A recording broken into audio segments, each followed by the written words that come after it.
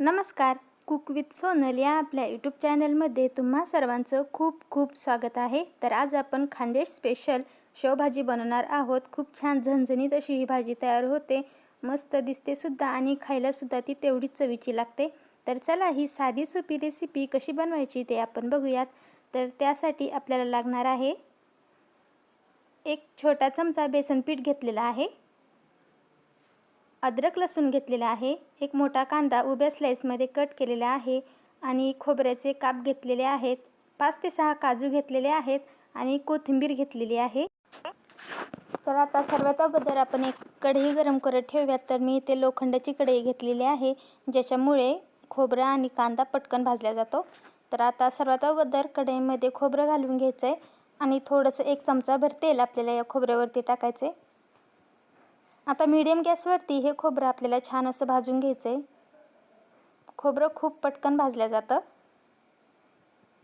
तर पहा आता याच्यातून थोडासा धूर निघत आहे आणि लालसर असं खोबरं भाजलं की काढून घ्यायचं आहे. आता याच्यामध्ये लगेच आपण काजूसुद्धा थोडेसे भाजून घेऊयात. काजू खूप करपून द्यायचे नाही आहेत, हलकेसे लालसर झाले की लगेच काढून घ्यायचे आहेत. काजू पण खूप पटकन भाजले जातात, 4 ते 5 सेकंदामध्ये हे काजू भाजतात. आता आपण याच्यामध्ये अद्रक आणि लसूण थोडंसं परतून घेऊयात. तर हे सुद्धा आपल्याला 1 मिनिटभर छान असा परतून घ्यायचा आहे, म्हणजे नंतर मसाला जास्त आपल्याला परतवण्याची गरज लागत नाही. तर पहा छान असं आता आपण याला परतून घेऊयात थोडंसं.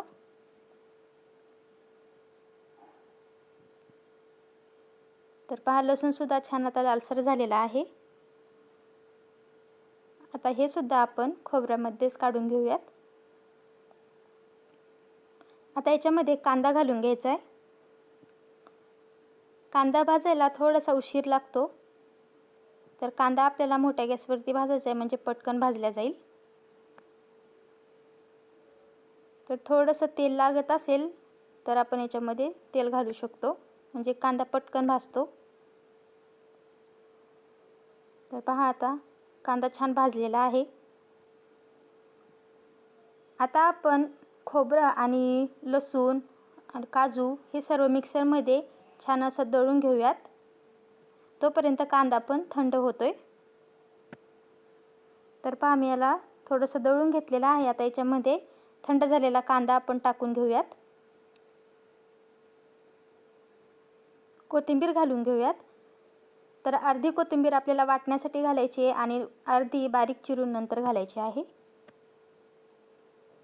आता हे आपल्याला दळून घ्यायचं आहे. तर पहा मी आता याला मिक्सरमध्ये व्यवस्थित दळून घेतलेलं आहे आणि दळताना अर्धी वाटी पाणी घातलेलं आहे. खूप जास्तसुद्धा नाही घालायचं, नाहीतर मसाला पटकन परतत नाही.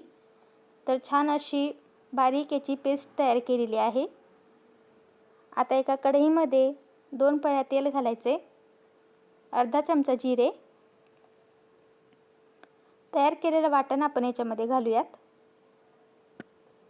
पाण्याचा वापर कमी असल्यामुळे पटकन हे वाटण आता परतलं जाईल. आता हे वाटण आपल्याला छान असं तेल सुटेपर्यंत परतून घ्यायचं आहे.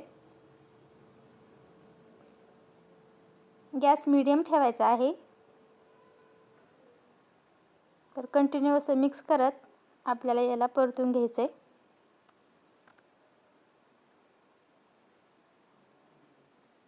याच्यामध्ये आपण घेतलेलं बेसन पीठ घालून घेऊयात. तर 1 छोटा चमचा बेसन पीठ घालायचं आहे. ह्याच्यामुळे काय होतं, भाजी छान दाटसर होते, असं पाणी पाणी भाजीवरती दिसत नाही आणि छान भाजी मिळून येते. तर पहा आता बेसन पीठ टाकल्यानंतर सुद्धा मसाला छान परतून घेतला आणि मस्त असं त्याला आता तेल सुटलेलं आहे. आता याच्यामध्ये पाव चमचा हळद घालायची आहे, 1 चमचा धने पावडर, अर्धा चमचा गरम मसाला पावडर, अर्धा चमचा तिखट किंवा चवीनुसार लाल तिखट घातलेला आहे. आता हे सर्व आपल्याला छान असं परतून घ्यायचं आहे. हे सर्व मसाले आपल्याला मीडियम गॅसवरतीच परतवायचे आहेत. तर याच्यामध्ये काय करायचं आहे, अर्धी वाटी आपल्याला पाणी घालायचं आहे, ज्याच्यामुळे काय होतं, मसाला छान परतला जातो आणि छान त्याला तेल सुटतं. तर पहा मी थोडं थोडं करून अर्धी वाटी याच्यामध्ये पाणी घालणार आहे. तर 2 वेळेस आपण हे पाणी घालतो आहे.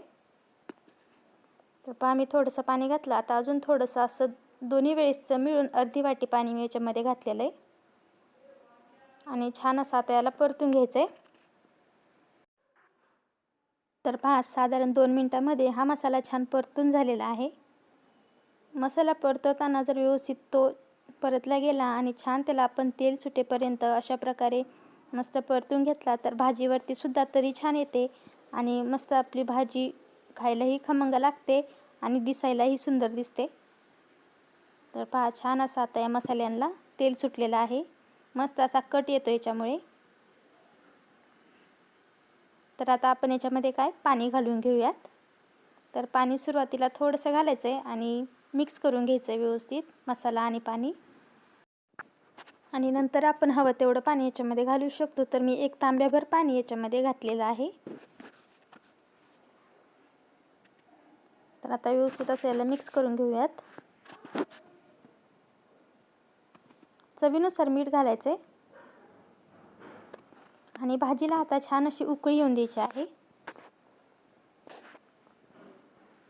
तर असं मिक्स करत आपण भाजीला आता उकळी आणून घेऊयात. तर पहा आता आपली भाजी उकळलेली आहे. भाजी उकळली की लगेच गॅस बारीक करायचा, नाहीतर फुल गॅस राहिला तर भाजीवरची तरी जाते. तर आता बारीक गॅसवरती 5 मिनिटे आपण हा रस्सा असाच शिजवून घेणार आहोत. बारीक गॅसवरती मी छान अशी भाजी शिजवून देत आहे आणि थोडीशी याच्यामध्ये कोथिंबीर घालायची आहे बारीक चिरलेली. मिक्स करून घेऊयात. तर पहा 5 मिनिटानंतर मस्त अशी आपली भाजी आता शिजलेली आहे आणि दाटसर अशी ती झालेली आहे. मस्त अशी तरी आलेली आहे आणि खमंग अशी आपली ही भाजी तयार आहे. तर आता आपण भाजी वाढून घेऊयात. पहा मस्त अशी भाजी झालेली आहे. आता याच्यामध्ये आपण वरतून शेव टाकणार आहोत, म्हणजे शेव गाळ होत नाही आणि तिचं भाजीमध्ये बेसन होत नाही. तर काय करायचं, रस्सा वाढल्यानंतर त्याच्यावरती अशी वरतून शेव टाकायची, म्हणजे भाजी छान होते. तर पहा छान अशी आपली ही भाजी तयार झालेली आहे. दिसायला सुंदर दिसते आणि तेवढीच ती खायला सुद्धा सुंदर लागते. थोडीशी कोथिंबीर घालूयात आणि मस्त अशी आपली ही शेवभाजी तयार झालेली आहे. तर तुम्हाला ही भाजी जर आवडली असेल तर आपल्या चॅनलला सबस्क्राईब करा. व्हिडिओ आवडला असेल तर लाईक करा, शेअर करा. पुन्हा भेटूयात नवीन रेसिपीसोबत. तोपर्यंत बाय.